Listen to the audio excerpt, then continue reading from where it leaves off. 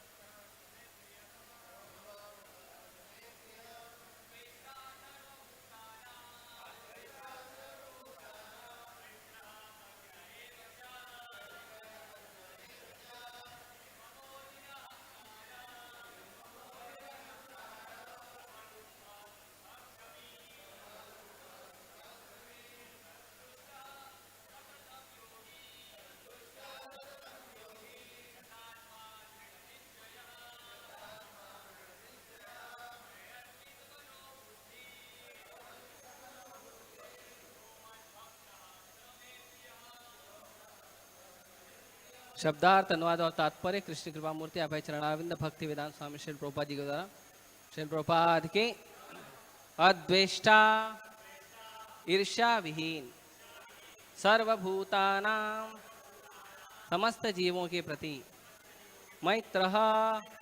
मैत्री भाव वाला करुण दयालु एव निश्चय ही च भी निर्ममः स्वामित्व की भावना से रहित निरअहंकार मिथ्या अहंकार से रहित समभाव दुख सुख तथा सुख में क्षमावान संतुष्ट प्रसन्न तुष्ट सततम निरंतर योगी भक्ति में निरत यत आत्म संयमी दृढ़ निश्चय संकल्प सहित मई मुझमें अर्पित संलग्न मन को बुद्धि तथा बुद्धि को यह जो मत भक्त मेरा भक्त सह वह मैं मेरा प्रिय प्यारा जो किसी से द्वेष नहीं करता लेकिन सभी जीवों का दयालु मित्र है, जो अपने को स्वामी नहीं मानता और मिथ्या अहंकार से मुक्त है, जो सुख दुख में संभाव रहता है, सहिष्णु है, सदैव आत्मतुष्ट रहता है, आत्म संयमी है तथा जो निश्चय के साथ मुझमें मन तथा बुद्धि को स्थिर करके भक्ति में लगा रहता है, ऐसा भक्त मुझे अत्यंत प्रिय है। तात्पर्य: शुद्ध भक्ति पर पुनः आकर भगवान इन दोनों श्लोकों में शुद्ध भक्ति के दिव्य गुणों का वर्णन कर रहे हैं। शुद्ध भक्त किसी भी परिस्थिति में विचलित नहीं होता, न ही वह किसी के प्रति ईर्ष्यालु होता है, न वह अपने शत्रु का शत्रु बनता है। वह तो सोचता है यह व्यक्ति मेरे विगत दुष्कर्मों के कारण मेरा शत्रु बना हुआ है, अतएव विरोध करने की अपेक्षा कष्ट सहना अच्छा है। श्रीमद् भागवतम में 10:14-8 में कहा गया है, तत्तेनुकंपाम सुसमीक्षमाणो भुंजान एवात्म कृतम विपाकम। जब भी कोई भक्त मुसीबत में पड़ता है तो वह यह सोचता है कि यह भगवान की मेरे ऊपर कृपा ही है, मुझे अपने विगत दुष्कर्मों के अनुसार इससे कहीं अधिक कष्ट भोगना चाहिए था। यह तो भगवत कृपा है कि मुझे मिलने वाला पूरा दंड नहीं मिल रहा है, भगवत कृपा से थोड़ा ही दंड मिल रहा है। अतएव अनेक कष्टपूर्ण परिस्थितियों में भी वह सदैव शांत तथा धीर बना रहता है। भक्त सदैव प्रत्येक प्राणी पर, यहाँ तक कि अपने शत्रु पर भी दयालु होता है। निर्ममा का अर्थ यह है कि भक्त शारीरिक कष्टों को प्रधानता नहीं प्रदान करता, क्योंकि वह अच्छी तरह जानता है कि वह भौतिक शरीर नहीं है, वह अपने को शरीर नहीं मानता है, अतएव वह मिथ्या अहंकार के बोध से मुक्त रहता है और सुख तथा दुख में संभाव रखता है। वह सहिष्णु होता है और भगवत कृपा से जो कुछ प्राप्त होता है उसी से संतुष्ट रहता है। वह ऐसी वस्तु को प्राप्त करने का प्रयास नहीं करता जो कठिनाई से मिले, अतएव वह सदैव प्रसन्न चित्त रहता है। वह पूर्ण योगी होता है क्योंकि वह अपने गुरु के आदेशों पर अटल रहता है और चूंकि उसकी इंद्रियां वश में रहती है, अतः वह दृढ़ निश्चयी होता है। वह झूठे तर्कों से विचलित नहीं होता, क्योंकि उसे भक्ति के दृढ़ संकल्प से हटा नहीं सकता, क्योंकि कोई उसे भक्ति के दृढ़ संकल्प से हटा नहीं सकता। वह पूर्णतया अवगत रहता है कि कृष्ण उसके शाश्वत प्रभु हैं, अतएव कोई भी उसे विचलित नहीं कर सकता। इन समस्त गुणों के फलस्वरूप वह अपने मन तथा बुद्धि को पूर्णतया परमेश्वर पर स्थिर करने में समर्थ होता है।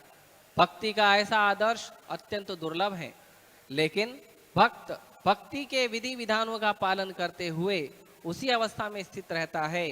और फिर भगवान कहते हैं कि ऐसा भक्त उन्हें अति प्रिय है, क्योंकि भगवान उसकी कृष्ण भावना से युक्त कार्यकलापों से सदैव प्रसन्न रहते हैं। ओम ज्ञान तिमिरंधस्य ज्ञानांजन शलाकया चक्षुरुन्मिलितं येन तस्मै श्री गुरुवे नमः। श्री चैतन्य मनोभीष्टं स्थापितं येन भूतले स्वयं रूप कदा मह्यं ददाति स्वपदान्तिकं। वन्देऽहं श्रीगुरो श्वेतापदकमलं श्रीगुरून् वैष्णवांश श्रीरूपं साग्रजातं सहगणरघुनाथान्वितं तं सजीवं साद्वैतं सावधूतं परिजनसहितं कृष्णचैतन्यदेवं श्रीराधा कृष्णपादान् सहगणललिता श्रीविशाखान्वितांश। नमो विष्णुपादाय कृष्णपृष्ठाय भूतले श्रीमते भक्तिवेदांत स्वामिनिति नामिने। नमस्ते सारस्वते देवे गौरवाणी प्रचारिणे निर्विशेष शून्यवादी पाश्चात्य देशतारिणे। नमो महावदन्याय कृष्ण प्रेम प्रदायते कृष्णाय कृष्ण चैतन्य नामने गौरतुषे नमः। हे कृष्णा करुणा सिंधु दीनबंधु जगतपते गोपेश गोपिकाकांत राधाकांत नमोस्तुते। तप्त कांचन गौरांगी राधे वृंदावनेश्वरी वृषभानुसुते देवी प्रणमामि हरिप्रिये। वाञ्छाकल्पतरुभ्यश्च कृपा सिन्धुभ्यैव च पतितानां पावनेभ्यो वैष्णवेभ्यो नमो नमः। जय श्री कृष्ण चैतन्य प्रभु नित्यानंद श्री अद्वैत गदाधर श्रीवासादि गौर भक्तवृंद। हरे कृष्णा कृष्णा कृष्णा हरे हरे हरे राम राम राम हरे हरे।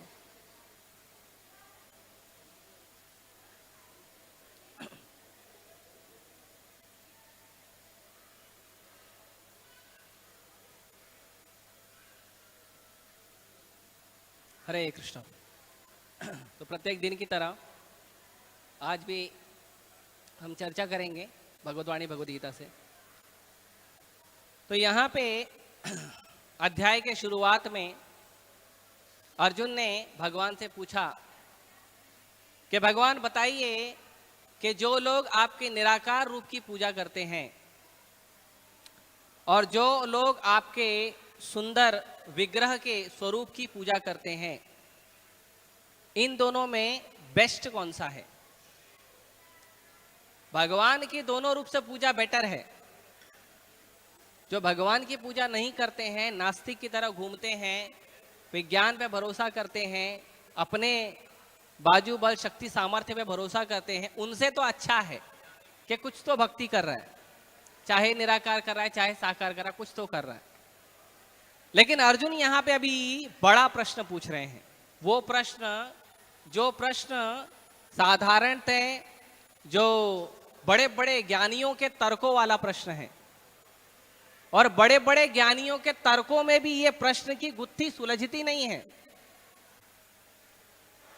कि भगवान का निराकार रूप में भजन करना और भगवान के सुंदर विग्रह के रूप में भगवान की सेवा करके उनका भजन करना, उसमें श्रेष्ठ क्या है। तो गुत्थी इसलिए नहीं सुलझती होगी क्योंकि वो गीता पढ़ते नहीं। गीता पढ़ेंगे तो सुलझ जाएगी। यहाँ पे भगवान क्लियर बोल रहे हैं, है ना, तो इसीलिए उनकी गुत्थी सुलझती नहीं होगी। तो भगवान यहाँ पे क्लियर कहते हैं कि अर्जुन, जो लोग मेरा भजन निराकार रूप में करते हैं, पहले तो वो इनकम्प्लीट है, कंप्लीट है लेकिन उसके बावजूद भी उसमें कुछ कमी है। दूसरा, भगवान का निराकार रूप में भजन करना बहुत कष्टदायक है, और उसके बाद भी जो हमारी अवस्था हमें प्राप्त होती है भक्ति की, उसमें संभावना होती है कि भक्त का पतन हो सकता है। फिर भगवान कहते हैं कि साकार रूप की जो भक्ति है वो सर्वश्रेष्ठ है, क्योंकि इसमें आपको पता है कि भगवान कौन है, इसमें आपको पता है भगवान दिखते कैसे हैं, इसमें आपको पता है भगवान के माँ का नाम क्या है, पापा का नाम क्या है, भगवान के संबंधी कौन है, भगवान के मित्र कौन है, भगवान का घर कौन सा है, भगवान का गांव कौन सा है, इसमें आपको पता रहेगा। तो अभी आप बताइए कि जिस चीज को आप कभी नहीं जानते हो, जिस व्यक्ति को आप कभी नहीं जानते हो, उस व्यक्ति से संबंध बनाना आसान है या जिस व्यक्ति का आप घर का एड्रेस जानते हो, गांव का एड्रेस जानते हो, माँ बाप को जानते हो, दोस्त यार को जानते हो, उससे संबंध बनाना आसान है? किससे आसान है? जिसके बारे में हम कुछ जानते हैं उसी से संबंध बनाना आसान है ना। तो ये साधारण लॉजिक में भी ये बात समझ में आती है कि भगवान का साकार रूप जो है उसका भक्ति करना अति उत्तम है, आसान भी है ना। कोई बोलेगा कृष्ण कैसे दिखते हैं, उनको ले आओ हमारे राधा रासबिहारी मंदिर में, उनको बोलो देखो कृष्ण ऐसे दिखते हैं। कृष्ण राम के रूप में भी दिखते हैं, कृष्ण महाप्रभु के रूप में भी दिखते हैं। राम के रूप में उनका कैसा सेवा है, कैसा श्रृंगार है, कैसा हाव भाव है, महाप्रभु के रूप में कैसा है, वो क्लियर पता चलेगा। तो इससे आसान होता है भक्ति करना, और आसान ही नहीं होता है, ये भक्ति का उत्तम अवस्था है कि भगवान को जानना और भगवान से प्रेम करना। प्रभुपाद जी को एक टीवी इंटरव्यू में पूछा गया था विदेश में कि आपके अनुसार धर्म की क्या परिभाषा है। अभी जो टीवी इंटरव्यू वाले होते हैं या जो रिपोर्टर होते हैं, ये लोग अक्सर जो है जिस व्यक्ति से प्रश्न पूछते हैं उसके पीछे इनका एक हिडन एजेंडा होता है, एक छुपा हुआ भाव होता है। जैसी गलत बोलेगा तो इसका हम नाम खराब करेंगे, ऐसा होता है कुछ लोगों का। प्रभुपाद जी ने एक ही शब्द में धर्म की परिभाषा दे दी। प्रभुपाद जी ने कहा कि धर्म का मतलब है भगवान को जानो और भगवान से प्यार करो, बस यही धर्म का मतलब है। धर्म का कोई दूसरा मतलब नहीं है। यदि हम भगवान को नहीं जानते हैं, यदि हम भगवान से प्रेम नहीं करते हैं, तो फिर कौन सा धर्म पालन कर रहे हैं? और जो धर्म हम पालन कर रहे हैं सब बोगस है। ये नियम है, ये कानून है, ये उसका संस्कार है, ये सब जो है किसी काम का नहीं है यदि हमें भगवान से प्रेम नहीं है, यदि हमारा भगवान के साथ संबंध नहीं है, तो ये किसी काम का नहीं है। कितना भी नियम करो, कितना भी कानून करो, कितना भी पालन करो, लेकिन यदि आपका भगवान से संबंध नहीं है, यदि आप भगवान को नहीं जानते हो, यदि आप भगवान की सेवा करना नहीं जानते हो, तो ये सारे नाम, संस्कार और जितने भी धर्म के अलग अलग नियम हैं, इसका कोई अर्थ नहीं है। तो भगवान ने फिर अर्जुन को बताना शुरू किया कि भगवान की भक्ति कैसे करना है। तो भगवान ने बोला कि पूरे मन से, चित्त से, हर भाव से आप मेरी भक्ति करो। फिर हो सकता है वो पॉसिबल ना हो, तो भगवान ने बोला मेरा ध्यान करो, कर्मों को मुझे अर्पण करो। और ये सब बताते हुए भगवान बता रहे हैं कि असली भक्ति क्या है। और ये असली भक्ति का जो श्लोक है, जहां भगवान कहते हैं कि ऐसा व्यक्ति मुझे प्रिय है। प्रभुपाद जी के गुरु महाराज, हमारे परम गुरु महाराज भक्ति सिद्धांत सरस्वती ठाकुर गोसाई महाराज, वो कहते थे कि आप भगवान को देखने का प्रयास मत करो, आप सेवा ऐसा करो कि भगवान आपको देखने आए।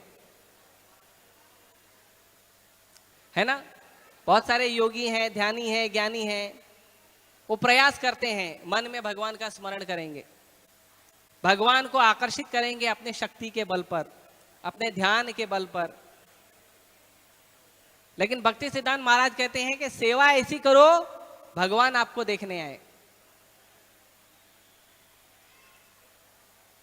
तो भगवान कब देखने आएंगे? जब भगवान आपको आप प्रिय लगोगे, जब भगवान आपसे प्रेम करेंगे तब आएंगे देखने के लिए कि मेरा इतना प्रिय भक्त कितना अच्छे से सेवा करता है, कितने भाव से सेवा कर रहा है।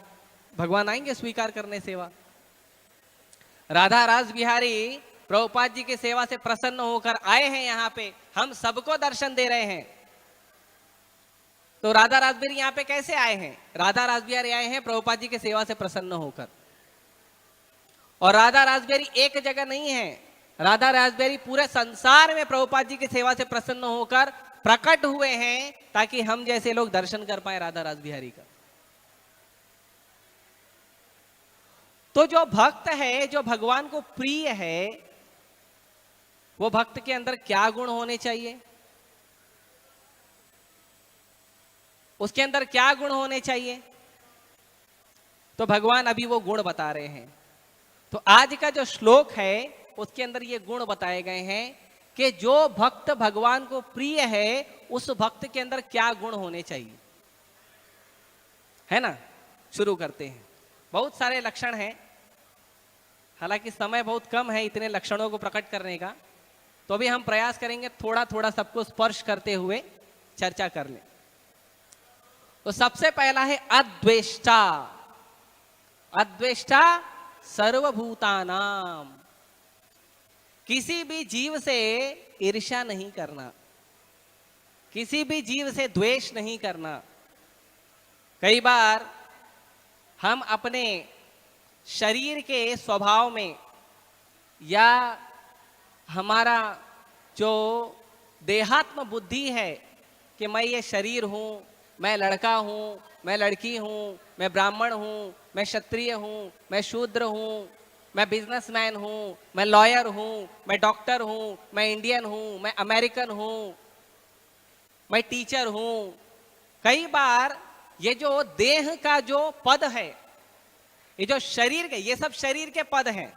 आपका शरीर खत्म हो गया तो ना आप डॉक्टर है, ना लॉयर है, ना इंडियन है, ना अमेरिकन है, ना बेटा है, ना पापा है, कुछ नहीं है। शरीर खत्म तो सब एक लोटा में हरिद्वार मिलेंगे, सब, है ना। 50-50 करोड़ की गाड़ी में घूमने वाले भी 50 रुपए के लोटे में ही हरिद्वार मिलते हैं। उससे ज्यादा वैल्यू नहीं है शरीर का, उससे ज्यादा किसी के शरीर का वैल्यू नहीं है। लेकिन जब तक शरीर रहता है बड़ा मान रहता है, मैं ये हूं। तो इस देहात्म बुद्धि के कारण हम क्या करते हैं, किसी से प्रेम करते हैं, किसी से द्वेष करते हैं।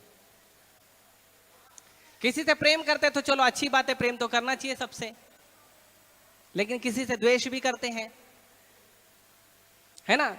यहां तक कि आध्यात्मिक संस्थाओं में जहां पे लोगों को लगता है कि यहां तो भगवान का ज्ञान, भक्ति का ज्ञान मिलेगा, ऐसी संस्थाओं में भी छुपे रूप में द्वेष देखने को मिलता है। जैसे कुछ आध्यात्मिक संस्थाएं हैं जो इस द्वेष को अलग रूप से प्रकट करती है। लोगों को लगता है वो प्रेम कर रहे हैं, लेकिन असली में वो द्वेष है। और वो क्या बोलते हैं, दरिद्र नारायण। वो दरिद्र नारायण बोलते हैं। तो सबको अच्छा लगता है, देखो जो दरिद्र हैं, जो गरीब हैं, उनको भगवान की उपाधि देते हैं, उनको सम्मान देते हैं, कितनी अच्छी बात है, कितने अच्छे लोग हैं। लेकिन प्रभुपाद जी इन बातों का खंडन करते हैं कि यदि तुम्हारी दृष्टि इतनी ऊंची है कि तुम दरिद्र के अंदर नारायण देख सकते हो, तो तुम सबके अंदर नारायण क्यों नहीं देखते हो? सबके अंदर नारायण देखो, सबके अंदर भगवान देखो। क्यों केवल दरिद्र नारायण? अमीर भी तो नारायण है, उसके हृदय में भगवान नहीं है। पशु भी तो नारायण है, उसके हृदय में भगवान नहीं है। पक्षी भी तो नारायण है, उसके हृदय में भगवान नहीं है। क्या नारायण केवल दरिद्र के हृदय में है, बाकी के हृदय में नारायण नहीं है? नारायण तो कण कण में है। अंडांतरस्थ परमाणु चयांतरस्थम। नारायण तो सृष्टि के कण कण में है, हर जीव के हृदय में बैठे हैं नारायण। तो अगर हम कहते हैं कि दरिद्र के हृदय में नारायण है और दरिद्र इसलिए नारायण हो गया, तो उसका मतलब है कि तुम दरिद्र को सम्मान देते हो, दरिद्र लोगों को सम्मान देते हो, ये सोच के कि दरिद्र लोगों को जो आपने अपनी तरफ से जो उनको दया दिखाई है, उस दया को देखकर लोग आपको डोनेशन देंगे और आपकी जो संस्था है उसका बड़ा नाम होगा। ये सोचकर लोग दरिद्र नारायण की बात को बहुत प्रचार करते हैं। अच्छा, दरिद्र नारायण है, लेकिन जो नारायण है वो नारायण नहीं है, ये अलग खेल है। दरिद्र नारायण है इसीलिए दरिद्र लोगों से प्रेम करेंगे, लेकिन जो नारायण है उससे द्वेष करेंगे। बताइए, इनको, ये आध्यात्मिक संस्थाएं हैं और ये अपने आप को बड़ा आध्यात्मिक संस्था बताते हैं। अच्छा, दरिद्र नारायण है तो दरिद्र को खाना खिलाओगे। खाना क्या खिलाओगे? दरिद्र को नॉनवेज खिलाओगे। तो दरिद्र नारायण को प्रसन्न करने के लिए मुर्गी नारायण को मार के खिला दोगे? दरिद्र नारायण को प्रसन्न करने के लिए बकरी नारायण को मार के खिला दिया। ये कहां का प्रेम हो गया? ये द्वेष नहीं है? भगवान कहते हैं सर्वभूतानाम। सर्वभूतानाम का मतलब जानते हो? मतलब हर जीव से प्रेम करना। हर जीव से, अमीर है, गरीब है, पढ़ा लिखा है, अनपढ़ है, जानवर है, पक्षी है, कीड़ा मकोड़ा है, पेड़ है, पौधा है, हर जीव से प्रेम करना। हर जीव से, किसी भी जीव से द्वेष नहीं करना। और कैसा प्रेम करना? मैत्र करुण एवच। भगवान क्या कह रहे हैं? कैसा प्रेम करना है? मैत्र, उनके साथ ऐसा प्रेम करना है जैसे आप अपने मित्र से प्रेम करते हो। हम अपने मित्र से कैसे प्रेम करते हैं? बहुत प्रेम करते हैं ना। कई बार तो ऐसा भी देखा गया है कि बोलते नहीं, मैं अपने दोस्त से मिले बगैर खाना भी नहीं खाऊंगा। देखा जाता है। मैत्र, हर एक जीव से प्रेम करना मित्रता पूर्वक, जैसे वो आपका मित्र हो। और जैसे हम अपने मित्र का देखभाल करते हैं, अपने मित्र की सेवा करते हैं, वैसा संसार के हर जीव की सेवा करो, संसार के हर जीव का देखभाल करो। और करुणा, और कैसा करना चाहिए? करुणा होनी चाहिए। वो मित्रता है ना, the friend in need is the friend in deed, वो नहीं होना चाहिए, है ना। जरूरत पे जो काम आए, अरे तुम तो काम आओ पहले, वो बाद में काम आएगा, है ना। आजकल का समाज ऐसा हो गया है, भक्ति विहीन समाज। वो ऐसा समाज है कि पूरी दुनिया को याद दिलाएंगे तुम्हारी ये जिम्मेदारी है, तुम्हारी ये जिम्मेदारी है, तुम्हारी ये जिम्मेदारी है। उनको पूछो तुम्हारी क्या जिम्मेदारी? मैं तो सेवा लेने के लिए बैठा हूं, खुद भगवान बन के बैठे हैं। तो ये भाव अच्छा नहीं है। मैत्र करुणा एवच, करुणा होनी चाहिए। कैसी करुणा होनी चाहिए? करुणा का अर्थ है हर जीव को भगवान से जोड़ना। करुणा का अर्थ है हर जीव को प्रचार करना, हर जीव को भगवान की भक्ति देना असली करुणा है। आप किसी को एक समय के लिए खाना दे दोगे, किसी को कपड़ा दे दोगे, किसी को घर दे दोगे, किसी को दवाई दे दोगे, लेकिन उसका जो असली संबंध भगवान से है, यदि आपने वो जोड़ लिया ना, वो भगवान के स्मरण में अपना जीवन बिता लेगा, अलग से देने की जरूरत नहीं पड़ेगी। यदि किसी व्यक्ति को आप उसके माँ बाप से मिला दो, तो उसको अलग से कपड़ा रोटी मकान कुछ देने की जरूरत नहीं पड़ेगी, उसके माँ बाप उसका पालन करेंगे। और भगवान भगवत गीता में इस बात को कहते हैं कि भगवान क्या है? बीजम मम सर्वभूतानाम। भगवान हर जीव के बीज देने वाले पिता हैं। पितामहस्य जगातो माता धाता पितामह। भगवान क्या है? सबके पिता हैं। जिनका हम ख्याल रख सकते उनके भी हैं, जिनका हम नहीं रख सकते उनके भी हैं, हमारे भी हैं। भगवान सबके पिता हैं। तो किसी जीव को अगर हमें सच में करुणा करना है, तो उस जीव को भगवान से जोड़ने का काम करना चाहिए। यह है असली करुणा। नहीं तो आजकल तो लोग दान देने टाइम भी सेल्फी ले लेते हैं ताकि सोशल मीडिया पे अपलोड कर सके। तो वो दान किस काम का? आप उसे कृष्ण से जोड़ो निस्वार्थ होकर। कृष्ण से जोड़ना सबसे निस्वार्थ और सबसे प्रेममयी सेवा है। और कैसा जोड़ना? भगवान से कैसा जोड़ना? लोगों को, हिंदू लोगों को जोड़ना है, मुस्लिम लोगों को जोड़ना है, क्रिश्चियन को जोड़ना है, इंडियन को जोड़ना है, किसको जोड़ना है? सर्वभूतानाम, सभी को जोड़ना है। सब भगवान के अंश हैं। इस धरती पे आके अपने आप को हम अलग अलग धर्म का, अलग अलग पंथ का बता रहे हैं, अलग अलग देश का बता रहे हैं, अलग अलग जात का बता रहे हैं। वो इसलिए क्योंकि हम इस संसार में अलग अलग मति में बंधे हुए हैं। लेकिन कृष्ण क्या कहते हैं? कृष्ण कहते हैं वो सबके पिता हैं। जो अपने आप को कृष्ण का संतान मानता है, वो भी जो अपने आप को नहीं मानता है, कृष्ण उसके भी पिता है। कृष्ण दोनों के पिता हैं। अब वो नहीं मान रहा है तो उसमें गलती कृष्ण का नहीं है, गलती उसका है कि वो नहीं मान रहा है। इसीलिए मैत्र करुणा एवच, करुणा दिखाइए। इसीलिए जो असली करुणा हम देखते हैं वो वैष्णव करते हैं। वैष्णवों का प्रचार असली करुणा है। श्रील प्रभुपाद जी ने भारत में प्रचार किया 40 साल। 40 साल प्रभुपाद जी ने भारत में प्रचार किया। और फिर प्रभुपाद जी अमेरिका भी गए, लंदन गए, बाकी जितने भी संसार के देश हैं, पृथ्वी को 14 बार भ्रमण किया प्रभुपाद जी ने। और प्रभुपाद जी ने बिना ये देखे कि वो व्यक्ति कौन सी जात का है, कौन से रंग का है, स्त्री है, पुरुष है, ब्राह्मण है, शूद्र है, मलेच्छ है, चांडाल है, अमेरिकन है, अफ्रीकन है, बिना इस भेद के प्रभुपाद जी ने सारे संसार को कृष्ण प्रदान किया। यह है असली करुणा। सबके लिए करुणा रखना।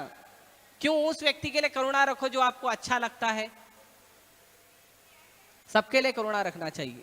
यह काम प्रभुपाद जी ने किया है। सबको करुणा दिया, सबको कृष्ण दिया, सबको हरे कृष्ण महामंत्र दिया। जिनके माता पिता दादा दादी ने भी कृष्ण का नाम नहीं सुना था, उनको भी कृष्ण दे के आए प्रभुपाद जी। ऐसी करुणा है। आगे और क्या गुण होने चाहिए? निर्ममो। उसके बाद ममता नहीं होनी चाहिए कि ये मेरा है, ये तुम्हारा है।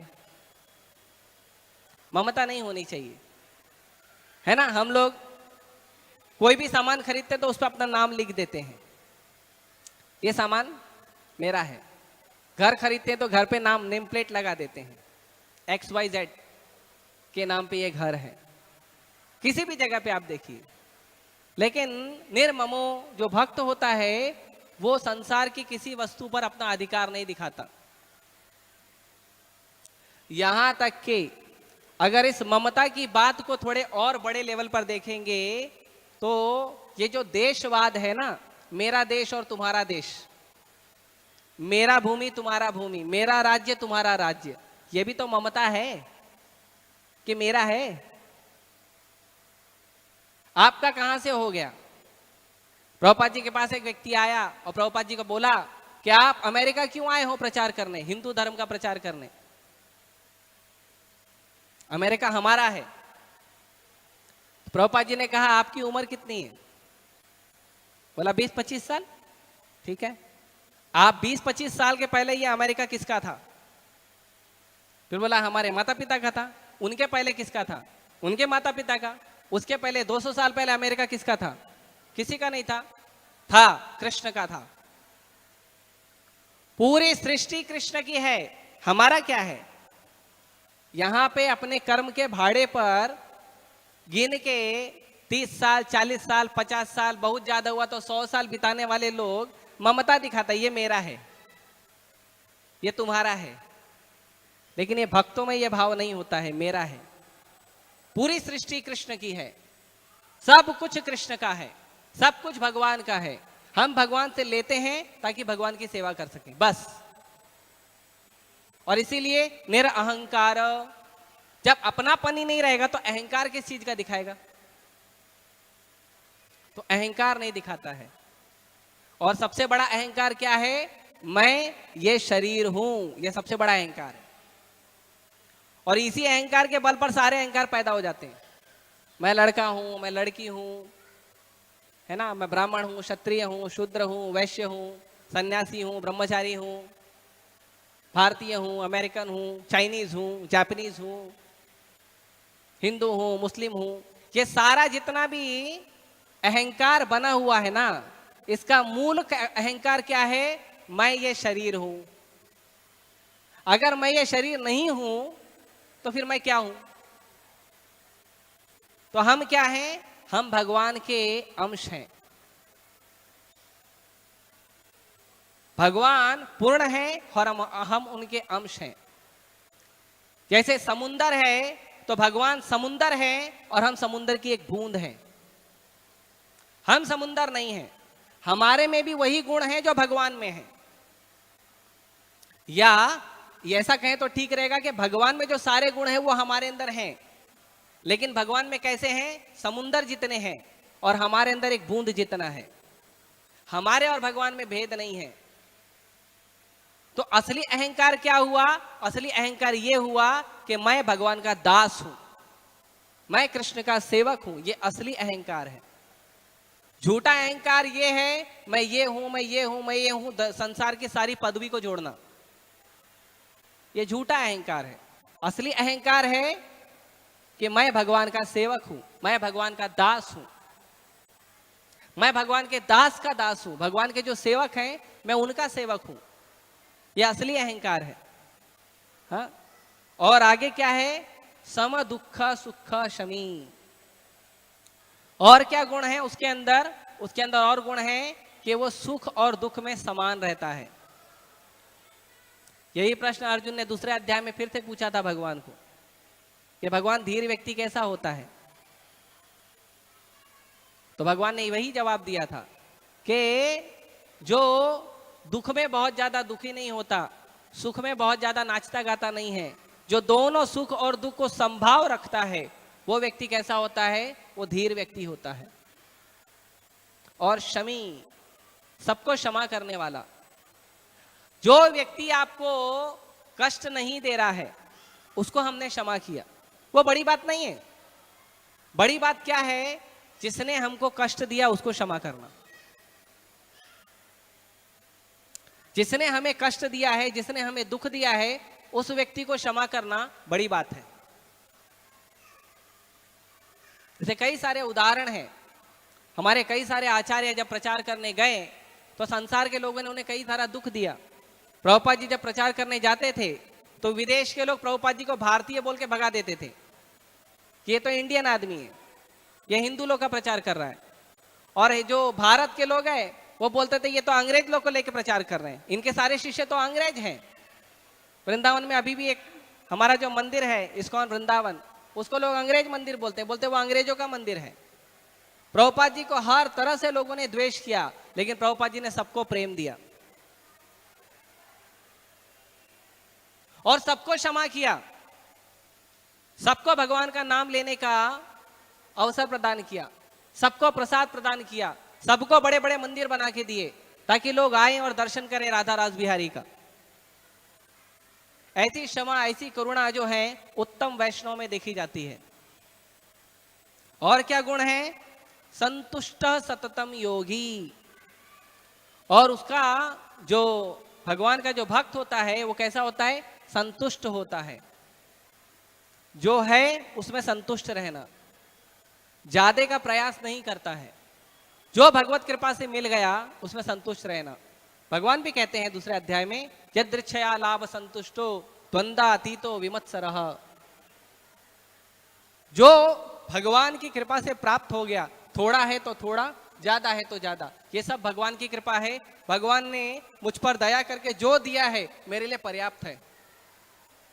ज्यादा का प्रयास नहीं करना, थोड़ा बहुत प्रयास करना, जो प्राप्त हो गया उसमें सुखी रहना। ऐसा करेंगे तो क्या होगा? सततम योगी। फिर वो व्यक्ति भगवान के भजन में लगेगा, क्योंकि जब मन संतुष्ट रहेगा, जब मन शांत रहेगा तो भजन आसान होता है। तो मन कब शांत रहेगा? जब संतुष्ट रहेंगे। जब सुबह से शाम तक ये सोचते रहेंगे इतना पैसा कहां से आएगा, गाड़ी कहां से आएगी, बंगला कहां से आएगा, पार्टी कब करेंगे, यहां घूमने कब जाएंगे, महंगा महंगा कपड़ा कहां से आएगा। अगर दिन रात इसका चिंतन होगा और जरूरत से ज्यादा मेहनत करेंगे, जरूरत में जितना जितना आपको प्रयास करते हो, साधारण प्रयास, उससे जो मिल जाता है उसके लिए संतुष्ट रहो। लेकिन जरूरत से ज्यादा मेहनत करेंगे, 10 घंटे का ड्यूटी है, 3-4 घंटे का एक्स्ट्रा जॉब करेंगे, पार्ट टाइम जॉब, वो तो गलत है ना। जितना भगवान की कृपा से प्राप्त हो रहा है उसमें संतुष्ट रहें और भजन करें। तो क्या होगा? यथात्मा दृढ़ निश्चय। ऐसा व्यक्ति अपने इंद्रियों को कंट्रोल करता है और दृढ़ निश्चयी होता है। और दृढ़ निश्चयी के शब्द को प्रभुपाद जी कहते हैं, दृढ़ निश्चय का मतलब है भगवान के शब्दों पे भरोसा होना। भगवत गीता में जो भगवान ने बोला है वो 100% सही है, इस बात पे भरोसा होना। जो भी भगवान कहते हैं भगवान सही कह रहे हैं, 100% सही कह रहे हैं, इस बात पे पूरा विश्वास होना, उसको कहते हैं दृढ़ निश्चय। नहीं तो ये मन तो कभी भी डोल जाता है, आज बोलेगा ये चीज अच्छी है, कल उसी चीज को खराब करके निकल जाएगा। लेकिन दृढ़ निश्चयी कौन होता है? जो भगवान के शब्दों को 100% स्वीकार करता है, वो दृढ़ निश्चयी होता है। ऐसा व्यक्ति क्या होता है? ऐसा व्यक्ति आगे चलकर मई अर्पित मनोबुद्धि, भगवान के चरणों में अपना मन, अपना बुद्धि, सब कुछ भगवान को न्यौछावर करके भगवान की भक्ति करता है। और भगवान कहते हैं यो मद भक्त समे प्रिय, ऐसा फर्स्ट क्लास व्यक्ति जो है वो मुझे प्रिय है। भगवान को बहुत लोग प्यार करते हैं, लेकिन ऐसा व्यक्ति ढूंढो जो भगवान को प्यार करता है। कौन है जो भगवान को प्यार? ऐसा व्यक्ति ढूंढो जिसको भगवान प्यार करते हैं। कौन है जिसको भगवान प्यार करते हैं? उसके अंदर ये गुण होने चाहिए। भगवान किसे प्यार करेंगे? जिसके अंदर ये गुण होगा। 12वां अध्याय श्लोक संख्या 13 और 14 घर पे जाके दोबारा पढ़ लेना कि जिस व्यक्ति के अंदर ये गुण होंगे उस व्यक्ति को भगवान प्यार करेंगे, वो व्यक्ति भगवान को प्रिय होगा। और ऐसी अवस्था कब आएगी? तो भगवान कहते हैं भक्ति के विधि का पालन करने से आएगी। आप लोग इस्कॉन मंदिर में आए हो, प्रभुपाद जी ने इतना सुंदर महल जैसा भवन बनाया है आप लोगों के लिए कि आप लोग आए, भगवान का दर्शन करें और धीरे धीरे भक्ति में आगे भी बढ़ें। तो इसका क्या तरीका है भक्ति के विधि विधानों का? सबसे पहला है भगवान के पवित्र नाम का जप करें। हरे कृष्णा कृष्णा कृष्णा हरे हरे, हरे राम राम राम हरे हरे। भगवान का नाम का जप करें, भगवान के नाम का कीर्तन करें। प्रभुपाद जी ने अपने जीवन काल में बहुत सारे ग्रंथ लिखे हैं, इन ग्रंथों को पढ़ें। ये ग्रंथ क्या है? ये ग्रंथ है भगवान की वाणी, ये ग्रंथ है भगवान के शब्द। कई बार लोग कहते हैं मैं चाहता हूं भगवान मेरे से बात करें, तो भगवान आपसे बात करने के लिए तो गीता दे के गए हैं। अब गीता पढ़ोगे तो ये गारंटी है कि आपको ऐसा अनुभव होगा कि कृष्ण आपसे बात कर रहे हैं, क्योंकि आपके सारे प्रश्न गीता में ऑलरेडी दिए हुए हैं। तो यदि आप ग्रंथों को पढ़ोगे, हरे कृष्ण मंत्र का जप करोगे, तो धीरे धीरे हमारी चेतना का विकास होगा। और फिर आप समय निकाल कर आए, ऐसे और भी बहुत सारे लेक्चर होते हैं। भक्तों का संग करें, भक्तों के साथ बैठकर प्रसाद पाएं, भक्तों के साथ अपना जीवन चर्चा करें और धीरे धीरे भक्ति में उन्नति प्राप्त करें।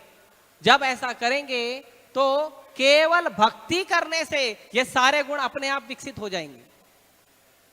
केवल भगवान कृष्ण का नाम जप करने से, भगवान कृष्ण का जो दिया हुआ ग्रंथ है उसको पढ़ने से, भगवान का प्रसाद खाने से, भक्तों का संग करने से इतना प्रभावशाली परिवर्तन आता है कि ये जितने गुण दिए हैं सारे गुण अपने आप आ जाएंगे।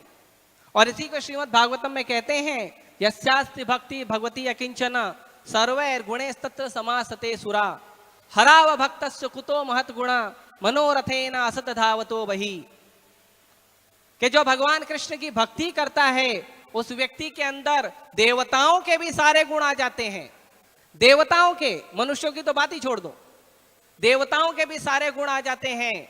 लेकिन जो भगवान कृष्ण की भक्ति नहीं करता वो व्यक्ति का बड़ा आदमी होके भी क्या फायदे का? कितना भी बड़ा आदमी होगा, लेकिन हम देखते हैं आजकल जितने भी दोष समाज में दिख रहे हैं, जितने भी न्यूज चैनल में आते हैं, आप ध्यान दीजिए सब बड़े बड़े लोग ही करते हैं। बड़े बड़े अमीर लोग, बड़े बड़े पढ़े लिखे लोग ही बड़ा बड़ा घोटाला करते हैं। छोटा आदमी छोटा घोटाला करता है, बड़ा आदमी बड़ा घोटाला करता है ना? क्यों कर रहा है घोटाला? क्यों गड़बड़ काम कर रहा है? क्योंकि उसका हृदय शुद्ध नहीं है। और हृदय कैसे शुद्ध होगा? चेतो दर्पण मार्जनम। ये चेतना का दर्पण कैसे साफ होगा? भगवान का नाम जप करने से साफ होगा, भगवान के ग्रंथों को पढ़ने से साफ होगा। इसके लिए बाजार में कोई दूसरा साबुन नहीं बना है, कोई लिक्विड सोप नहीं बना है, कोई घसने वाला स्क्रबर नहीं बना है। इसको साफ करने के लिए भगवान का नाम जप करना है, इसको साफ करने के लिए भगवान के भक्तों का संग करना है, भगवान का प्रसाद खाना है, तब जाके ये चित्त का दर्पण साफ होगा। तो जो लोग भगवान कृष्ण की भक्ति करते हैं, आप लोग जो मंदिर में आए हैं भगवान का भक्ति करते हैं, आप लोगों को भगवान का विशेष कृपा प्राप्त होगा यदि आप भगवान का भक्ति करोगे। और उसके लिए आसान सी 4 चीज हैं। पहला, भगवान के भक्तों का संग करिए। दूसरा, भगवान के दिए गए ग्रंथों को पढ़िए। तीसरा, भगवान का नाम जप करिए। और चौथा, भगवान का प्रसाद खाइए। और पांचवा, भक्तों का संग करिए। वो ज्यादा इंपॉर्टेंट है, क्योंकि भक्तों का संग करोगे तो ये सब अपने आप हो जाएगा, आपको अलग से नहीं करना पड़ेगा। तो जो व्यक्ति ऐसा करेगा वो व्यक्ति भगवान को बहुत प्रिय है। इसीलिए प्रभुपाद जी सभी को प्रिय हैं और प्रभुपाद जी भगवान को भी बहुत प्रिय हैं। इसीलिए आप सभी से निवेदन है कि आप सभी इसका प्रयास करें और अपने अंदर अच्छे गुणों को विकसित करें, ताकि आप तो भगवान को प्रेम करते हैं, भगवान भी आपको प्रेम करें, ऐसी परिस्थिति आ जाए। तो इसका हम प्रयास करेंगे। और भगवान अभी प्रकट होने वाले हैं, तो हम भगवान का स्वागत करेंगे हरे कृष्ण महामंत्र के साथ। तो आप सभी लोग अपने दोनों हाथों को ऊपर उठा लीजिए, ताकि हम भगवान का नाम जोर से उच्चारण करें और भगवान का स्वागत करें। बोलिए हरे कृष्णा कृष्ण कृष्ण हरे हरे, हरे राम राम राम हरे हरे। श्री श्री राधा रास बिहारी भगवान के, श्री श्री सीताराम लक्ष्मण हनुमान के, श्री श्री गौरताय भगवान के, श्रील प्रभुपाद के। हरे कृष्णा।